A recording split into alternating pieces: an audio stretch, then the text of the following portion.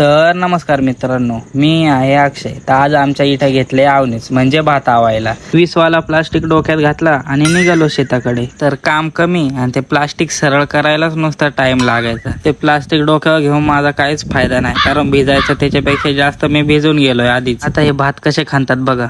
हे बघा, हे असे एक एक एक एक काडी काढून घ्यायची मस्त पैकी. भात खणून झाला काही असे बांधून घ्यायचे आणि त्याचे मुळं स्वच्छ धुवून टाकायचे. याचा फायदा तुम्हाला नंतर सांगतो.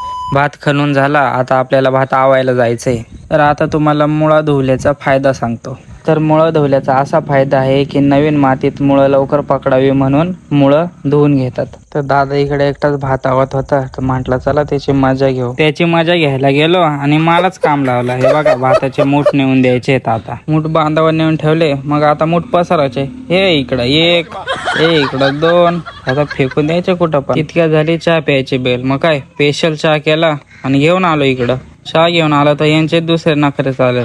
थांब 5 मिनिटं, थांब 10 मिनिटं. गार झाल्यावर परत सांगतील गार चहा आणला. फायनली माझे टोमणे मानावर घेतले, चहा सगळ्यांनी घेतला. चहा पिऊन यांना काय ताकद आले काय माहित. सणाना पिरी पिरी लगेच आवून टाकला सगळं आवण.